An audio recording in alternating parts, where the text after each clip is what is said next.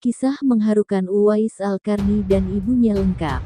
Di bulan Ramadan yang penuh berkah ini, akan menceritakan sebuah kisah yang sangat mengharukan.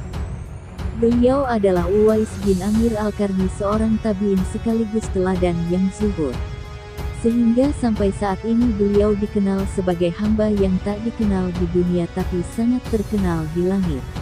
Yang jelas kisah perjalanan hidup Uwais Al-Qarni dan ibunya, insya Allah bisa menjadi inspirasi bagi kita semua untuk selalu taat kepada orang tua, terutama ibunya. Baiklah, berikut alur kisah Uwais Al-Qarni lengkap mulai dari mengenal biografi atau latar belakang sampai wafat.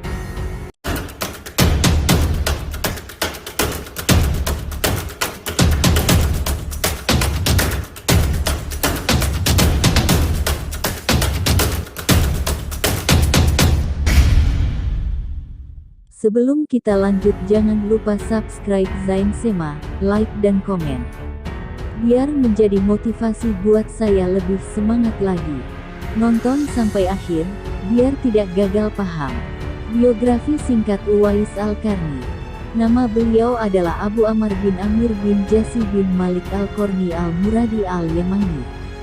Beliau dilahirkan di Yaman saat peristiwa hijrahnya Rasulullah Shallallahu Alaihi Wasallam ke Madinah. Ia seorang tabi'in yang hidup di zaman Rasulullah namun belum pernah bertemu dengan beliau. Uwais Al-Qarni tidak memiliki saudara satupun, yang ia miliki hanyalah seorang ibu yang sudah tua renta, buta dan lemah. Bahkan Uwais Al-Qarni sendiri juga mendapat ujian, yakni sebuah penyakit sopak, tubuhnya belang-belang. Meskipun keadaan yang seperti itu, beliau tetap tumbuh menjadi pemuda yang solih dan sangat berbakti kepada ibunya. Sampai-sampai Rasulullah Shallallahu Alaihi Wasallam mengujinya dengan berbagai pujian di depan para sahabat. Pandangan Rasulullah terhadap Uwais Al-Qarni. Rasulullah Shallallahu Alaihi Wasallam menggambarkan tentang Uwais Al-Qarni. Beliau bersabda, "Wahai Abu Hurairah, sesungguhnya Allah mencintai di antara makhluknya para sahabat yang tersembunyi, tidak terkenal, dan taat. Rambut mereka kusut, wajah mereka penuh debu, dan perut mereka kosong kecuali dari harta yang halal. Mereka adalah orang-orang yang apabila meminta izin kepada para penguasa tidak akan diizinkan, apabila melamar wanita-wanita kaya tidak akan dinikahkan, apabila tidak hadir tidak akan dicari-cari, apabila hadir tidak akan dipanggil, apabila mereka muncul maka kemunculannya itu tidak akan membuat senang, apabila sakit tidak dijenguk, dan apabila meninggal dunia tidak disaksikan." Para sahabat bertanya, "Wahai Rasulullah, bagaimana hubungan kami dengan salah seorang dari mereka?" Rasulullah Shallallahu Alaihi Wasallam menjawab, "Dia adalah Uwais Al-Qarni." Mereka bertanya lagi, "Siapakah Uwais Al-Qarni?" Rasulullah bersabda, "Dia adalah seorang laki-laki yang bermata biru, berambut pirang, dadanya bidang, perawakannya sedang, dan kulitnya sawo matang. Dia senantiasa menundukkan pandangannya, menaruh dagunya di tempat sujud, meletakkan tangan kanannya di atas tangan kirinya sambil membaca Al-Quran lalu menangisi dirinya sendiri. Dia mengenakan pakaian dan mantel dari kain wol, tidak dikenal di kalangan penduduk bumi, namun sangat terkenal di kalangan penghuni langit. Apabila dia bersumpah dengan nama Allah maka dia pasti melaksanakannya dengan benar. Di bawah bahu sebelah kirinya ada bintik putih. Pada hari kiamat kelak akan dikatakan kepada hamba-hamba Allah, masuklah kalian ke dalam surga. Namun dikatakan kepada Uwais, berhentilah dan berikanlah syafaat. Lalu dia meminta syafaat kepada Allah untuk orang-orang yang jumlahnya sama dengan suku Rabi'ah dan Mudar. Wahai Umar, wahai Ali, jika kalian berdua bertemu dengannya maka mintalah dia supaya memohonkan ampunan bagi kalian berdua, niscaya Allah akan mengampuni kalian berdua."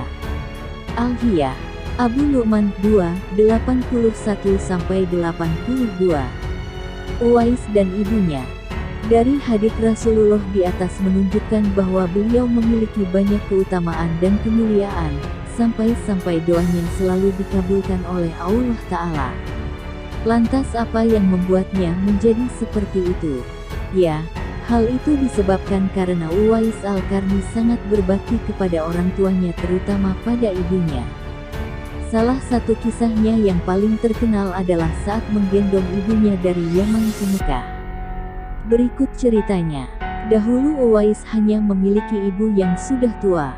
Apapun permintaan dan keinginan sang ibu selalu ia turuti. Hanya satu permintaan ibunya yang kala itu sulit sekali ia turuti, yaitu pergi haji. Zaman dulu jika harus pergi ke Makkah maka harus melewati gurun pasir yang tandus, panas dan membutuhkan kendaraan serta bekal yang banyak untuk menuju Makkah. Maka dari itu Uwais sangat kebingungan. Di sisi lain ia adalah orang yang sangat miskin dan tidak mempunyai perbekalan serta kendaraan untuk menghajikan ibunya. Namun dia tetap ingin menuruti permintaan ibunya. Uwais terus berpikir dan mencari cara agar bisa menuruti permintaan ibunya tersebut. Akhirnya ia menemukan cara yang sangat nekat. Uwais membeli seekor lembu dan membuat kandang di bukit. Setiap hari Uwais menggendong lembu tersebut dari bawah sampai ke bukit, sehingga banyak yang mengira Uwais sudah gila. Tapi, tahukah antum untuk apa Uwais melakukan hal tersebut? Ternyata hal itu dilakukannya sebagai bentuk latihan agar kuat menggendong ibunya ke Makkah. Subhanallah. 8 bulan berlalu, lembu itu semakin gemuk dan ototnya Uwais pun semakin kuat. Tibalah waktu musim haji, Uwais mendatangi ibunya dan menyanggupi permintaannya. Namun ibunya benar-benar tidak mengira kalau Uwais akan menggendongnya sampai Makkah. Baginya ini cara yang sangat nekat. Akhirnya Uwais menggendong ibunya yang sudah lumpuh tersebut dari Yaman ke Makkah untuk melaksanakan haji. Subhanallah, perjalanan yang sulit ia tempuh demi baktinya pada sang ibu. Uwais berjalan dengan tegap dan kuat sampai ke Makkah, bahkan ketika tawaf pun Uwais tetap menggendong ibunya. Sang ibu sangat terharu dan menangis karena telah melihat Ka'bah. Di hadapan Ka'bah Uwais Al-Qarni berdoa, "Ya Allah, ampunilah semua dosa ibuku." Ibunya pun bertanya, "Bagaimana dengan dosamu?" "Dengan terampuninya dosa ibu, maka ibu akan masuk surga. Cukuplah ridho dari ibu yang akan membawaku ke surga," jawab Uwais dengan tulus dan ikhlas. Allah memberikan karunia-Nya kepada Uwais, kesembuhan pada penyakit sopaknya. Hanya tertinggal bulatan putih pada tengkuknya, ada yang mengatakan pada telapak tangan.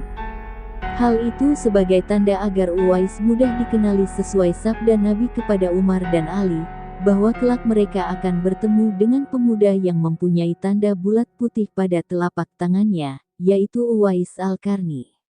Itulah sepenggal kisah Uwais Al-Qarni dan ibunya. Selanjutnya bagaimana kisah pertemuan Uwais dan Umar bin Khattab radhiyallahu anhu. Kisah mengharukan Uwais dan Umar bin Khattab. Setelah beberapa tahun yang lalu, apabila telah datang kepada Umar sekelompok dari Yaman, beliau selalu bertanya, "Apakah di antara kalian ada yang bernama Uwais bin Amir?"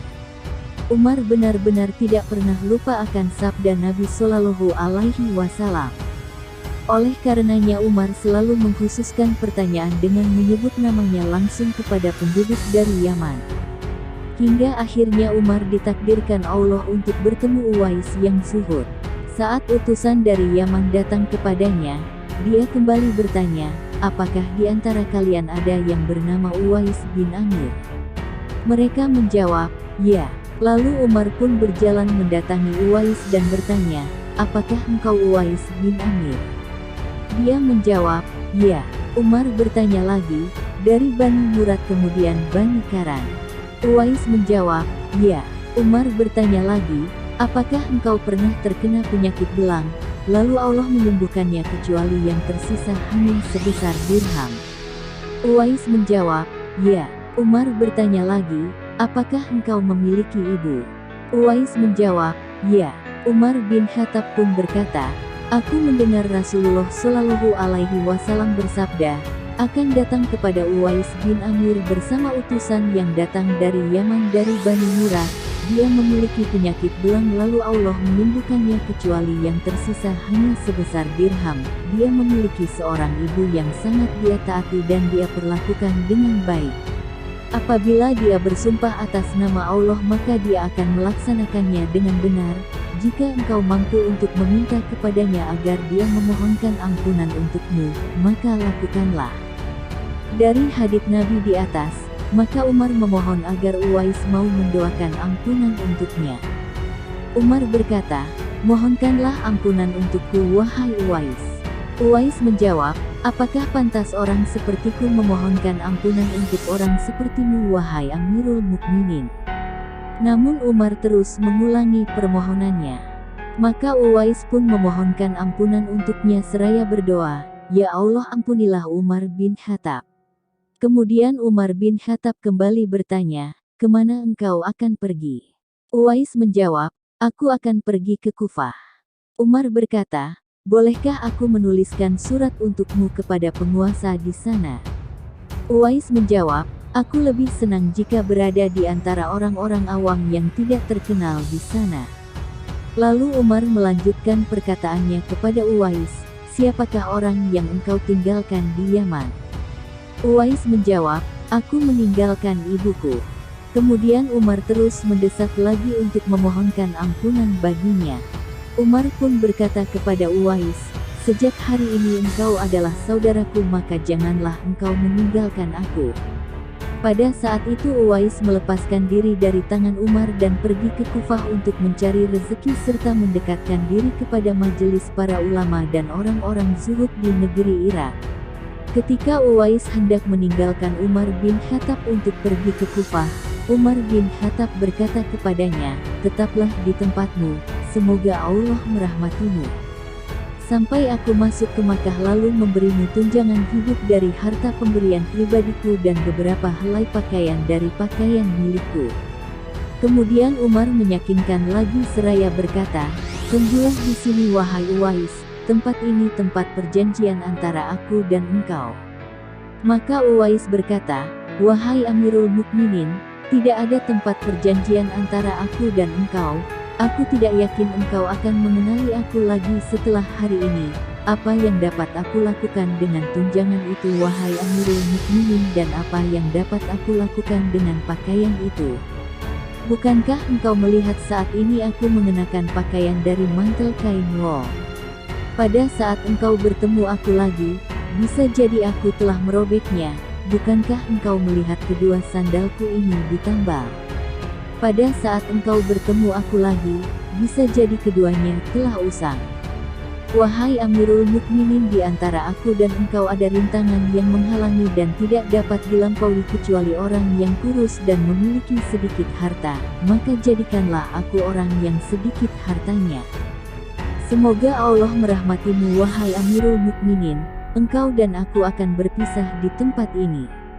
Lalu Umar pun pergi ke Mekah seraya mengucapkan salam perpisahan kepada Uwais yang berlalu pergi sambil menggiring untanya. Lalu dia memberikan unta itu kepada pemiliknya. Dia meninggalkan penggembalaan dan setelah itu dia hanya menghadapkan dirinya untuk beribadah. Nah, begitulah kisah Uwais Al-Qarni bersama Khalifah Umar bin Khattab radhiyallahu anhu. Wafatnya Uwais Al-Qarni.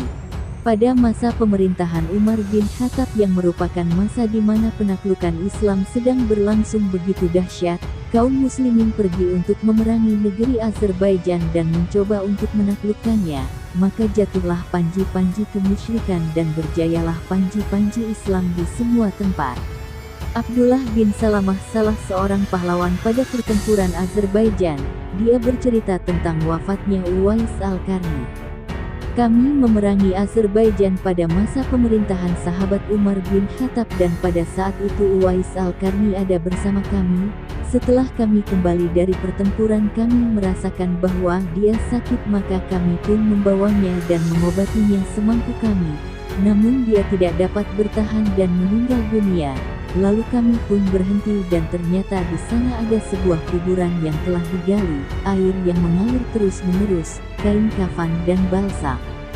Maka kami pun memandikannya, mengkafaninya, mensalatkannya dan menguburkannya.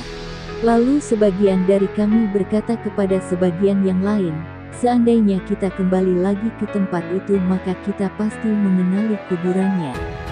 Kemudian kami kembali lagi ke sana, namun kami tidak menemukan kuburan atau bekas apapun.